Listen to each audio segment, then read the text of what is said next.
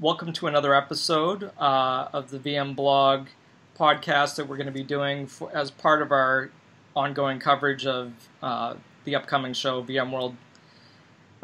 With it right around the corner, we have Steven Shalita of Pluribus Networks, who's joining us. How are you doing today? Good. How are you guys doing? Great. Awesome. Can you tell us, a little bit about yourself and how you fit into the company? Your background. Sure. I've been involved in networking and technology fundamentally my whole life. I come from a communications background, computing, and network environment. I've been very involved around service delivery, building networks, building out data center environments, strong background in the performance management area. I look after the marketing and strategy and business development activities for Pluribus, but have really deep experience across all of the technologies that really tie together the software-defined data center. Okay, well, so back in April, Pluribus announced the adaptive cloud fabric architecture. Can you provide us a quick overview of what you announced and why it matters, and how it's maybe evolved since the announcement?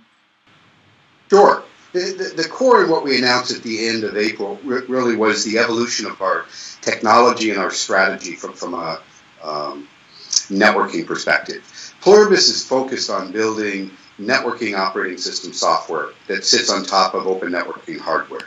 A key part of our solution is the software that runs on these open networking switches to provide the basic functionality of that switch, but more importantly, has a fabric architecture. This allows us to connect these devices together, both in a data center but across data centers. So the adaptive cloud fabric, really the announcement there was really clarifying the strategy and the technical capabilities of our NetVisor operating system, how the adaptive cloud fabric provides this dynamic operating environment to connect the software-defined data center and really stretch across the enterprise, and really the capabilities that we brought to do network virtualization, intelligence and security in the network, as well as bringing deeper visibility. We've continued to evolve the technology, and one of the key areas in that is things that we're doing with VMware to improve the operation of that environment. But at the core, in the over 100+ production deployments that we have, is providing a network operating environment that really is built around programmability, software control, and open networking. So I heard you mention network virtualization, and everybody has a different definition of what that is.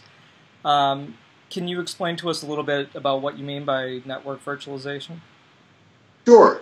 And really that's the history of Pluribus, which originally was founded with the intention of bringing together compute, storage, and networking into a single device. And in the early days, the company's 7 years old, in the early days of the company, the idea was to do that from a hardware perspective, which we've all seen the market evolve and change from that approach. But the software that was needed to be able to build this was key. And that's what we call our NetVisor operating system. And it really is similar in terminology to what's being done in a server today. What VMware has done for server virtualization is what Pluribus has done for the network. We have an operating system which provides the basic functionality for layer 2, layer 3 switching, all the fundamental things and advanced things that you need to do to build a network device. But what we do in that software architecture is we actually virtualize and segment that hardware switch exactly the same way that NetVisor segments, the hypervisor segments a server. So we're able to create individual operating entities in that single hardware device that you can run separate network services. They have their own control plane, their own data plane, and their own management plane. And that allows me to create segmentation from a traffic perspective, for segmentation for tenant services, but more importantly allows me to bring virtualization of services into the network. It really allows a company to take advantage of network function virtualization in a secure and segmented space in that network device. So imagine a network switch, and there's no vendor doing this in the market today. Imagine a network switch with multiple personalities instantiating multiple functional services that are completely isolated from each other. That's what we mean by network virtualization. And it's complementary to what VMware is doing in their environment, because they're virtualizing at an abstraction level. We're virtualizing from the hardware up and providing complete segmentation of the underlying hardware. And can you talk a bit about how consumers or the people are adopting software-defined networking today? And then maybe talk a little bit about the key challenges around SDN deployments. You know, SDN is an interesting term. It's certainly, we've seen a lot of language, right? A lot of marketing and things around software-defined networking. The reality is everything is going to become software-defined. We're seeing software-defined data center, software-defined storage. We've seen it in the compute. Really, the network hasn't caught up. The network is still fundamentally being built in a legacy way, right, with traditional hardware, software combined. So I think the first thing to break this down is the confusion that exists around what does SDN mean. And as I talked about the building blocks of our virtualization, at the very basic level, you're providing operating system to run that switch. And that's the key. That's what makes a switch functional. The hardware today is just like in the server environment, fundamentally similar with different hardware devices. The value add in each of those is the performance and the chips and the capacity that it has, right? The software is what makes the difference. Some people think of software-defined network as basic operating system software on that switch. And there's a number of vendors that provide layer 2, layer 3 switching, and they call that SDN. That's really not SDN. And so we've really not embraced the whole notion of SDN as a paradigm because of the confusion. SDN is perceived as either extremely complex, because I have to build these complex networks. I need to put a controller in to manage everything, separate the control plane and the data plane. How do I manage this? The other challenge that SDN deployments have seen is it requires you to change out the entire data center, right? I've got to replace all the layers of my network with SDN-like products so that controller can manage them. Their legacy hardware can't work in an SDN or controller-based environment. What Pluribus is focused on is really simplifying that entire architecture.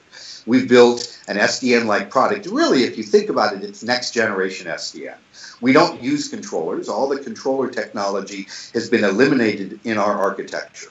The platforms themselves, this fabric stretches through our NetVisor operating system across multiple devices, allows you to build a fabric that not only sits within a single software-defined data center, but can stretch across geographically separated data centers with no controllers, with no special protocols, no changes to the network environment. So that's really removing the barriers and the obstacles to deploying SDN, keeping things super simple so you're able to insert that into the network environment, but more importantly, get the advanced services, the promise that software-defined networks, if you will, bring.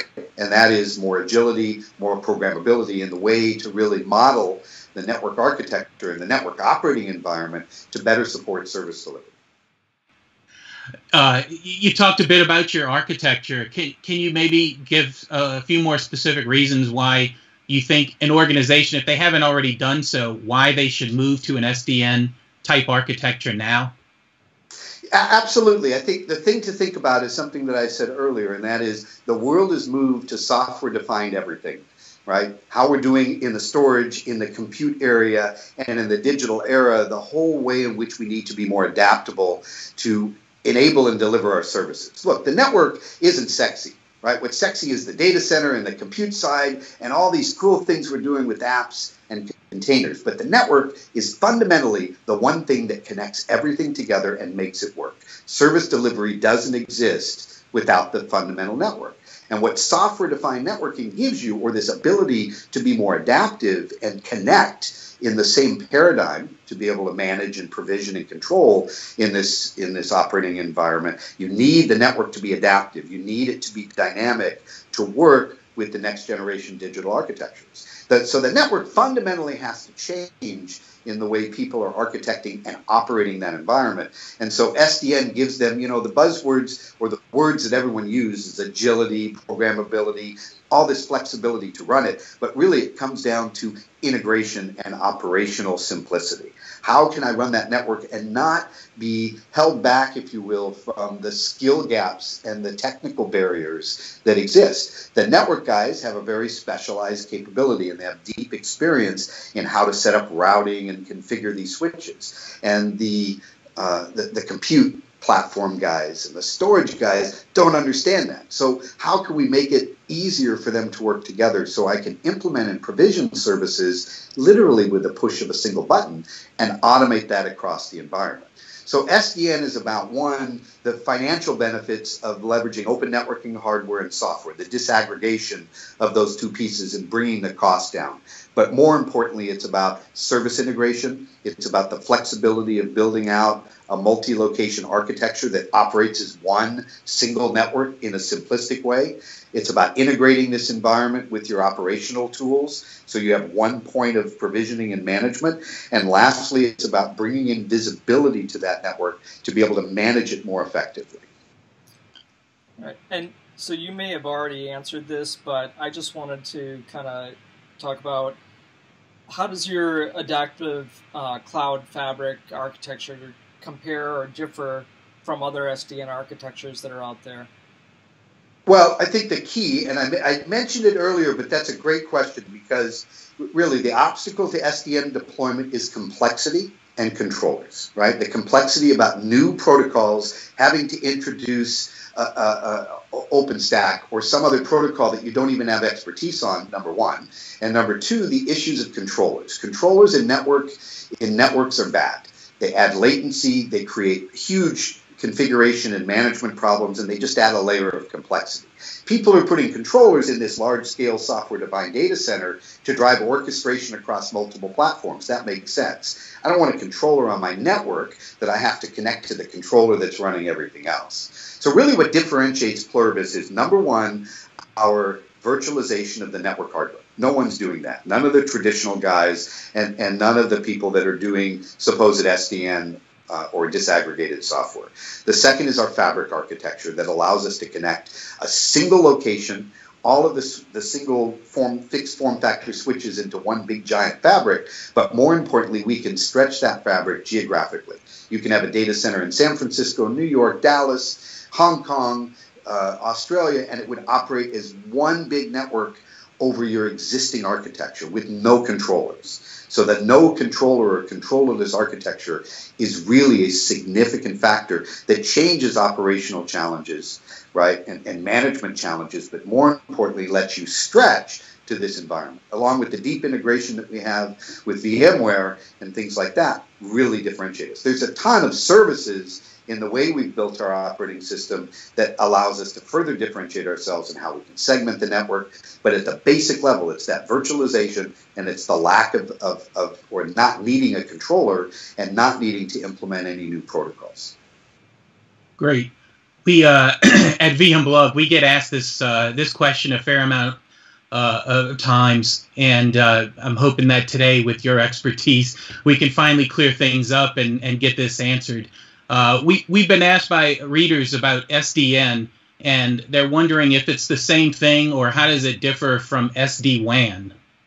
That's a great question. And, you know, in some ways, someone might want to rethink SDN and really call it SD-LAN, because SD-WAN is not the same as SDN, right? So software-defined everything. How do we control and manage and provision and operate this environment in a more simplistic way? How do we move to GUIs and improve that operation? That's consistent across all of the SDN or SD definitions, right? Software-defined, software-controlled, and programmable.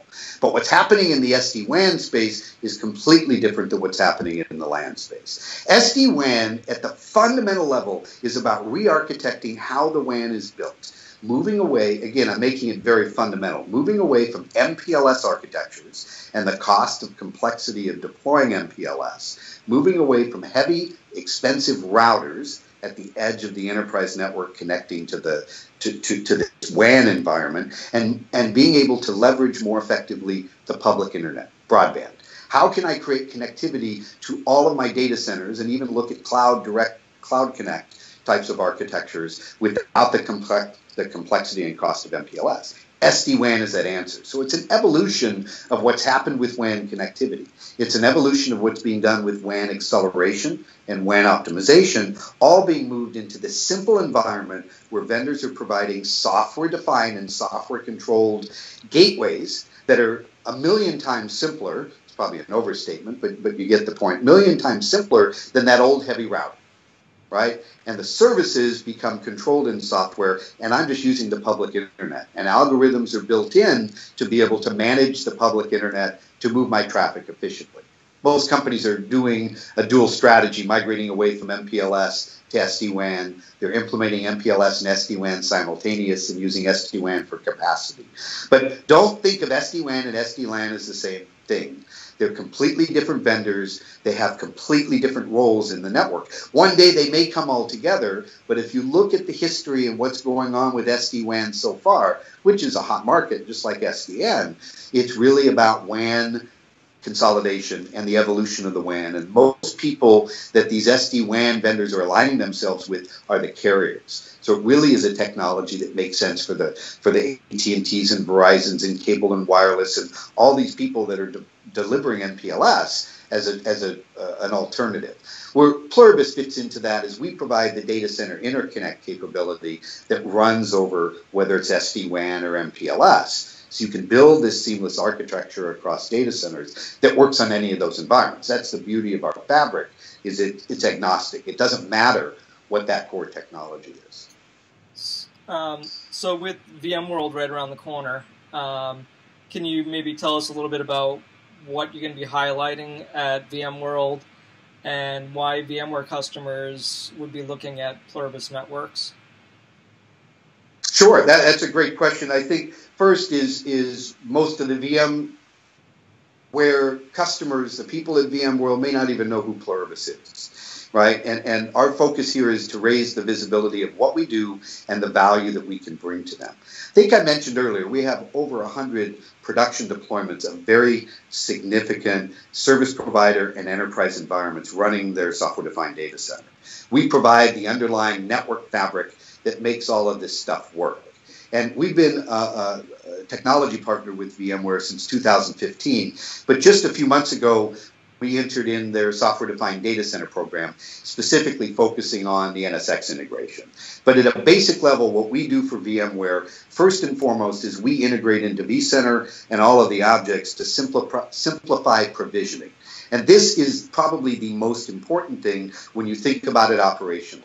You want to be able to migrate workloads and establish workloads and set things on the VMware side and be able to get it to just happen on the network, right? In the current model, the VMware configuration is done, storage is done, maybe by the same person, and then you have to go over to the network team, put in a ticket and say, I need to create these VLANs, I need to set up these network things. And what used to be a simple notion of vMotion, move that workload, becomes vWait.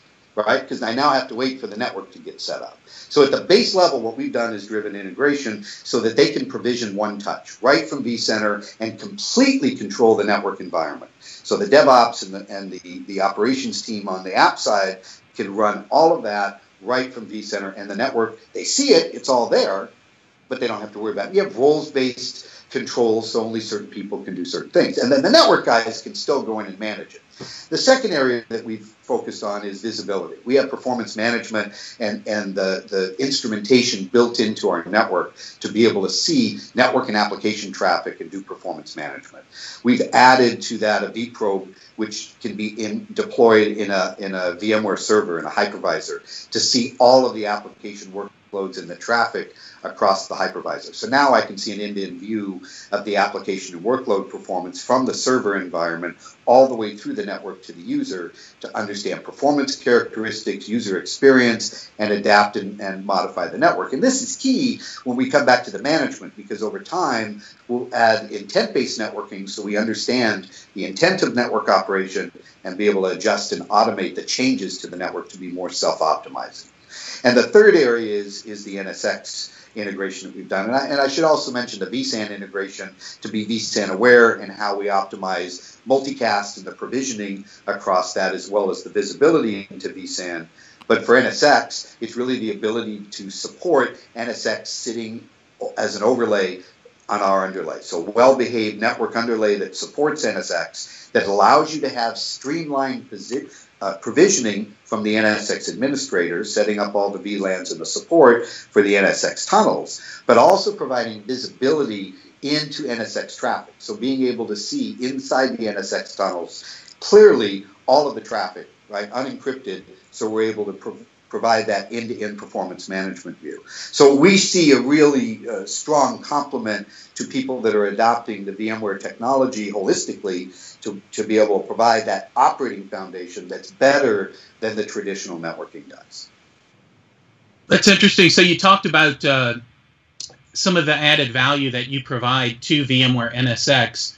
I'm wondering, do you guys often get, you're talking about visibility and your partnership, and I don't know if this will happen, at VMworld, but do you guys often get asked the question about, if I already have VMware NSX, in my software-defined data center, do I still need, Pluribus, or is that all I need? So how do you sort of answer, folks who say, wait a minute, I already have NSX, so do I really need your solution as well?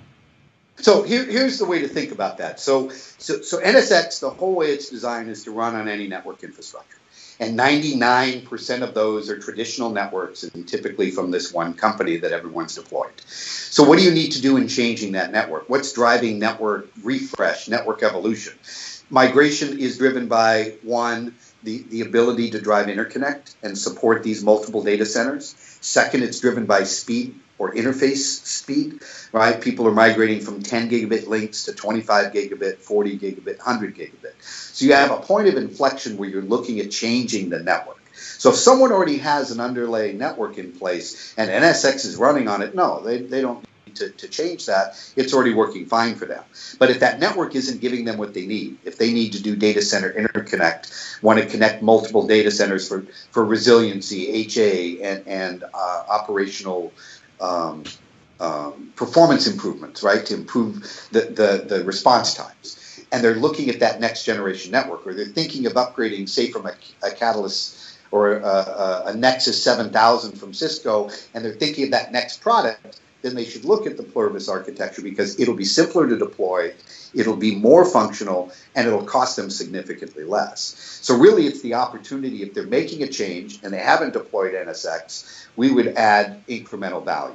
If they're thinking of deploying NSX and they're going to think about re-architecting and redefining the network, the Pluribus solution gives them a significantly attractive opportunity, both financially, and that's not the core goal, but it outperforms what the traditional network is going to do.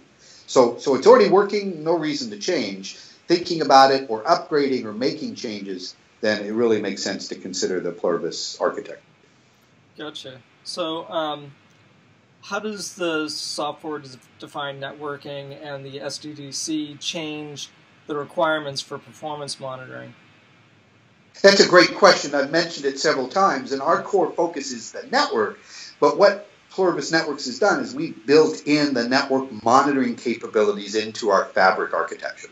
What that means is, and I have a long background in the performance management space, to get visibility in the network, there's two technologies, right? There's APM and there's NPM. And most people are doing a lot of monitoring from the network to understand that. Well, how do I get network visibility? Typically, people put probes in. Probes are incredibly expensive because that's how I get visibility into the network traffic. But also, they're intrusive. I've got to put them at key points in the network, and I don't get to see everything.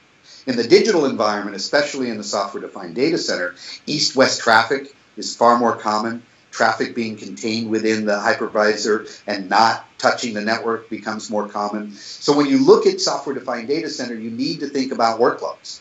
As I'm moving things to the cloud, as I'm implementing hybrid networking environments, and as my east-west traffic increases, instrumenting the network is a completely different game than it was 3-4 years ago. And put a probe in on trunk, look at all the traffic, ingress, egress into the data center, and I've got all the visibility I need. I need more visibility at more places. So architecting that visibility, or telemetry, as you will, into the network so that every port, every transaction, every flow can be seen, and more importantly, at the speed of the network.